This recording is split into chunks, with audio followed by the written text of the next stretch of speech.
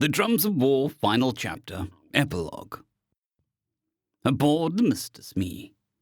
She was one of the newer hulls in the second star rapid response group, all shiny and clean. She had a shakedown cruise, and now she was off on her first real mission. Sure, the Republic might not be at war at the moment, but to the Republic of Terra and her aligned planets, peace meant that the only people she was fighting were the various pirates, criminals, and terrorists who merely made frontier planets dangerous. In this case, an enterprising group called the Al-Khalifa and the Al-Khani wanted to resurrect the Barbary worlds and their highly illegal practices.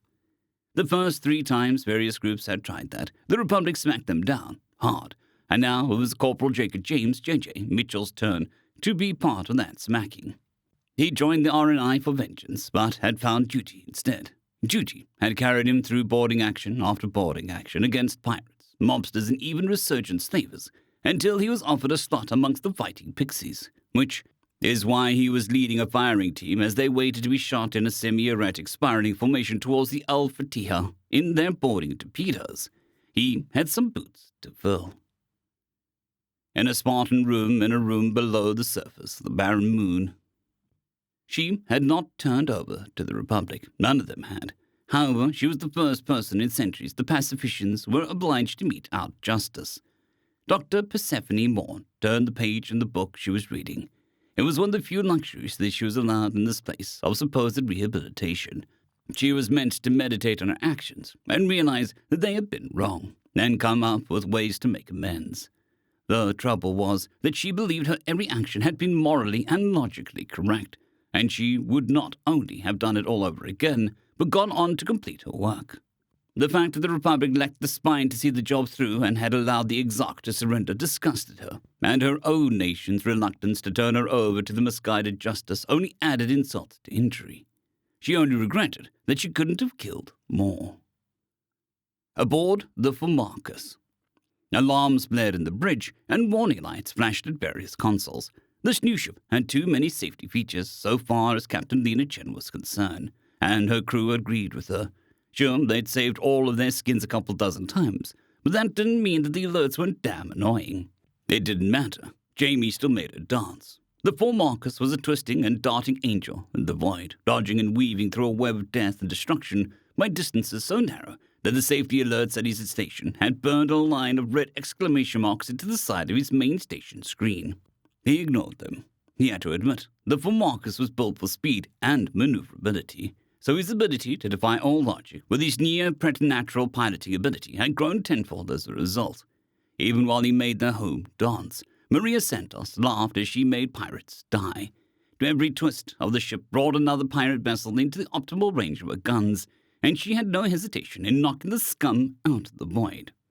"My," Captain Nina Chen said into her intercom, "how's our engine looking?" "Still purring along. Barely even gotten warm down here," Mei Ling replied with a chipper cheer from the engine room. "Is Bugsy in system yet?" she asked her communications guy. Alexei grinned at her and asked, "Are you wanting to open a channel?" "Do it." Seconds later, the wise guy said from the longshoreman, "What do you want?" "Oh," Captain Nina Chen said slightly, "I was just wondering what was taking you so long." "Maybe I'm not a suicidal lunatic like you guys is," the former gangster shot back from across the battlefield. "Well, you better hurry up before I claim all of these pirates' loot." She cut the comms and laughed. At an RNI ADS school, Private Yorkville Drulvey was short and squat for a star sailor. The ignorant would call him a gene-jack, and so would his fellows. The only difference in the tone of the words, but he didn't care. For him, the most difficult thing about joining the RNI wasn't the painful genetic modifications and muscles and bone augments required so that his 9-foot 3-inch frame could support his own weight in Terra Standard 1G, nor the years of intensive physical training he'd endured just to be able to qualify to join the RNI at all in the first place, nor even getting used to military bearing and discipline. No, the hardest part had been learning RBC. It was a clipped, harsh, and loud language that was amenable to shouting and had an impressive bounty of colorful profanity, and entirely alien to his gentle ways of thinking. However, he wasn't there to be gentle, and that was part of the repaying the debt of the honor to the RNI. A part of his sacrifice. He had joined and qualified for ADS school, and was even being scouted by the Lost Boys, honor to repay honor, and the Lost Boys would be a place that could use valor well. He found fitting in with the privates easy. He found no lack of friends from boot camp and now at ADS school. He gathered friends around him. It helped that Terrence generally liked Starseeders, and it helped more that he pulled his weight and worked well in teams. Well, that, and his ability to participate in barracks war against his competing class. However, this week, he was on even better than usual behavior. His friends hadn't made the connection yet, but he knew that there would be questions. What his friends thought of him was far less important than what the guest sharpshooting instructor thought of him, though, since that instructor happened to be Gunnery Sergeant Peter George, the ghost himself, and more importantly, his older cousin. Gunny George was not someone that Private Yorkdrill wanted to let down for a multitude of reasons. He had a week to show that he could regulate, that he was strong enough, brave enough, smart enough, and RNI enough to not let Georges down, and void take what anybody else thought. "Hello, Yov," a soft voice said behind him. Private Yorkdrill did not jump, but the hair on his tail standing on end might have given his startlement away. "Hello, Gunny," the young man answered as he turned an about face. "Disregard rank, kid. We're considering this meeting purely social. How you doing?" Private Yorkdrill's heart beat against his ribs as he swallowed his nerves. "Well, I think I do well. No complaints? None," he said, as he relaxed and watched Gunny George lean on his cane. "Life has been well here, though I should be glad to leave this planet and live once more shipboard. Does your back still pain you?" "Some," the man aged before his years said. "It's only a problem if I'm on my feet all day, like today. I wanted to see if you wanted to come grab a drink with me and catch up." "As a student, don't worry," Gunny George said with a wry smile. "Once I get started, there's no way in hell anybody will be able to accuse you of benefiting from favoritism. You have the George standard to meet, after all." "Aye," Private Yorkdrill said with a gulp. "More than they know." "Sorry to be the judge for you, kid, but we all have to deal with that side of fame. Folks will figure out it sooner or later, and you'll get a silly nickname. Might as well make sure that it won't get you killed while we can." "Aye," the young man said. He didn't want to let Gunny George down. Aboard the Among the Startites we sing. A soft humming kept silence at bay. It was the beating heart of the Among the Startites we sing as she waited in a parking orbit over the wild and largely unsettled planet below. It was a comforting sound to Gideon George, whose scarlet skin and bony protrusions on his elbows and knees had gotten him into trouble on the planet below. Well, not him exactly, since all he did was pull his little sister out of a fight, but still, he felt bad about what had happened. Poor Eowyn didn't have the best handle on her temper. She stood there in front of their grandparents on the father's side and their disapproving eyes. "I'm sorry, I should have done a better job keeping her out of trouble," he said. Major General retired Eric George snorted at him, which made him turn even more red, and said, "She's old enough to know better." Eowyn was not as apologetic as her older brother, and she said, "She had it coming. She called Gideon a bloodskin." "And what does hitting that girl prove exactly?" Mary George asked with narrow eyes, and Gideon threw himself onto a beanbag chair in resigned frustration with his sister's ornery attitude. "That he isn't a bloodskin, and if anyone says he is, I'll beat the snot out of them," she said fiercely. "My skin is red. Many folk will not look deeper than that, and it bothers me not," Gideon said for the 1,000th time. Eowyn glared at her big brother and said, "It oughta. They're not just saying that you have red skin, you know."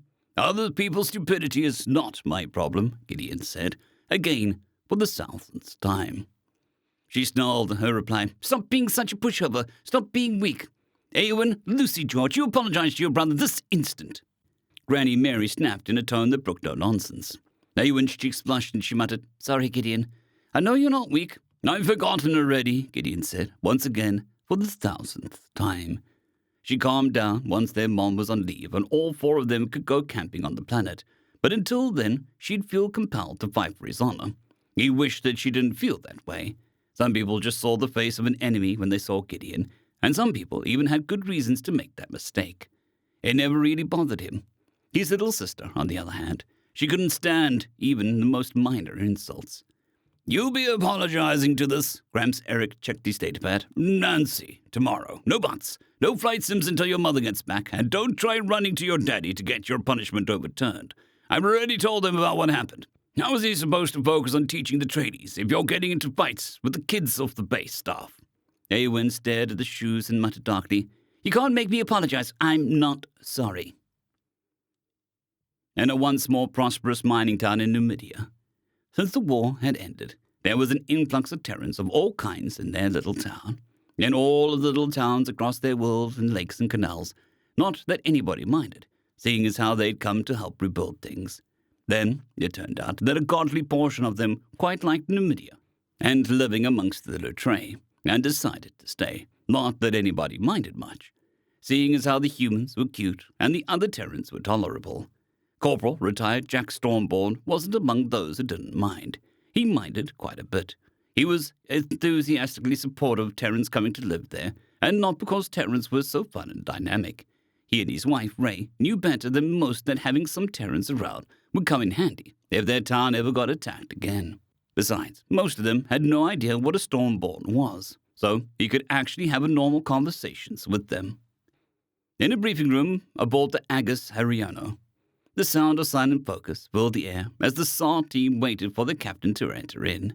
Peace or war, people got into trouble all across the Republic, and it was their job to pull them out of that trouble. Captain Emily George strode in, her duty khakis reminiscent of medical scrubs somehow, and began immediately. Okay, people, listen up. We're heading to a place called Okinawa Sake, and something has gone terribly wrong there. Somehow, the silent focus of the room became sharper as she activated the holographic display of the planet, and then zoomed in on the disaster zones. They showed flooding, tectonic activity, collapsed buildings, fires, sinkholes, and other dangerous situations all crammed together on island settlements. The planet's tectonics have turned out to be a lot less stable than the surveyors thought. Sudden quakes under the sea here, here, and here, which has caused tsunamis to hit here, here, here, and here. We don't have a good count on the missing yet, and local first responders have been setting up triage, aid stations, and field hospitals. But frankly, they're overrun. Our operations will be concentrated on these islands here, where the most structural damage has been reported. Lieutenants will have more precise details. Our priority is the rescue of trapped civilians and residents. Let the logistics division worry about setting up more aid stations and resupplying the locals. Any questions? Underwater rescue? Oceanic rescue model power armor has been warmed up and readied. You'll all need to get down to the garage and get yourselves calibrated. Any unique local hazards? Fissures, lava, some sinkholes, Emily said, and brought up an example. Watch your steps out there, people. There didn't seem to be any further questions, so Emily said, Okay, people, get moving. We don't have much time, and those people have less. A probably medtech leaned over to her teammate and whispered, Giddy, oh my God, she said the thing. She got a slap upside the head for her naive enthusiasm. On the prospering world of Mox Leder, Sir Constable Varidson stooped over the woman's mangled corpse sprawled out over her own kitchen table. Scrawled in the woman's blood was a message from the killer. Let Xur rise once more. It was the third such killing in as many months, and this the most brutal yet. Most of the people, the common and the nobility alike, had been striving to master themselves and to grow mighty in wisdom. Most. There were a few who longed for the return of bondage, who yearned to be brought to heel, who rejected the wisdom of the Emperor's final commands.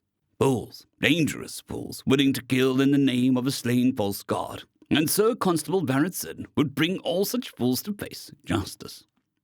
And so the stars danced in their courses, and the people lived their lives. The courageous, the cowardly, the kind, the cruel, the wise, the foolish, the general, the greedy, and all kinds of people lived and died amongst the stars, each adding their own brief tale to the tapestry of life. Somewhere, another person awoke in a world that would demand that they become a hero. But that is another story. End of chapter. End of book. If you've reached this point in the book, I'm going to assume that you enjoyed it. So maybe head over to the author's page and show some appreciation. I'm sure you'll like that. Anyways, cheers.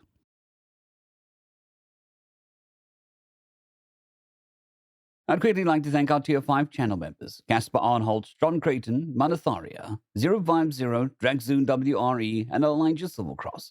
Thank you very much.